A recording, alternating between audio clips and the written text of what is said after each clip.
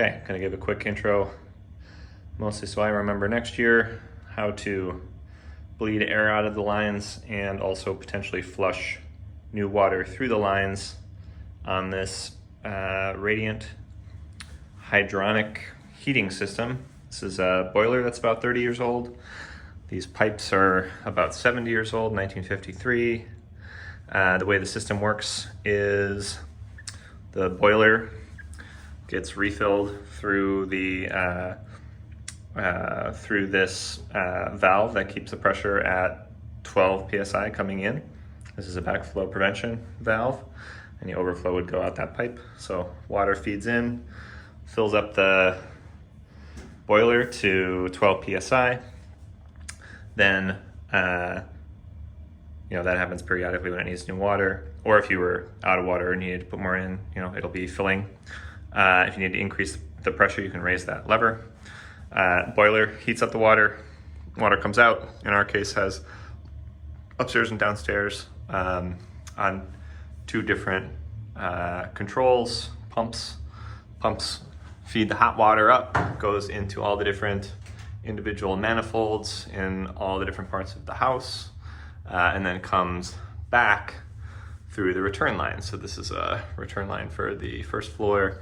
This is the return for the second floor. They both come in and go back into the boiler and start again. Side of the boiler has a pressure gauge on it. You can see right now it says something like 16 or 18, and then it is cold right now. It says 80 degrees, hasn't been on for a while. And if we were going to flush the lines, what we would do is we're going to turn off the return. So this is the returns all come together. So that would stop the flow into the boiler. Then we would also turn off these feedback valves. So hot water comes up, some of it siphons back off into the return to keep the return from getting too cold. That's not something that people do anymore, but that's something that used to be done. So we would turn these both closed. That way the return is the only way we're losing water out of the system. Then as we start to lose pressure over there, we will start refilling it from the valve over here, which we would hear as it happens. So if you were to open up this line or this valve here, and water starts coming out the return side, it can't be coming back anymore because we've got this closed. So then it would be pulling water out of the system, the pressure would go lower, and it would start refilling again. So in order to flush it, what we would do is, I'm using this upper one because this is where the air accumulates. So I got the hose here. I would turn that on, and it would probably start refilling almost immediately. But we want to keep the pressure up so that we can actually flush water through the whole system. So I would actually lift this up, and if you lift it enough, then it'll stay up a bit. If you lift it too high, fill it up with too much water, then the pressure overflow valve will open and some water will drip out, which is okay. That's supposed to happen at 30 psi. Previously, in a different generation of this system, we had a broken one and it was at 50 psi and nothing exploded, but generally you don't want to have it that high. It's supposed to be like 15 to 20 or something like that. So what we do is open this up, water starts coming out. It might be gurgling if you're filling it, after it's been drained. So it's going to gurgle all the water or the air out. Then we'll have this on, and you can basically tweak the amount that you're putting in and the amount that you're draining out so that water is flowing in and up and through the system and then back through to the return at an even rate. And then you can monitor the pressure and see that it's the same, constant over time.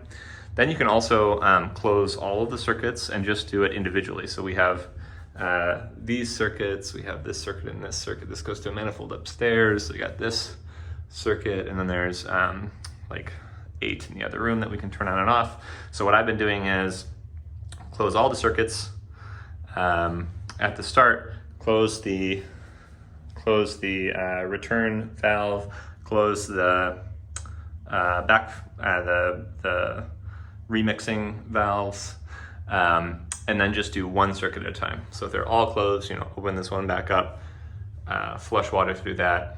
We'd hear the gurgling and the bubbling as it's being refilled, and the air is coming out. But now that the system's all filled up with water, we might just have some residual air that's stuck in the pipes. And the best way to deal with that is through all of the very handy dandy bleed valves that are located kind of at the places where the air is likely to accumulate. So that's one for us. This is kind of like one, but it also, is how you also get water out. There's one here, which I think is kind of funny. This one's for the basement circuits.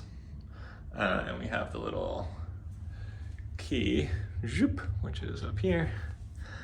So we can just twist that. And what's gonna happen is this is closed, so I won't use that one as an example. But when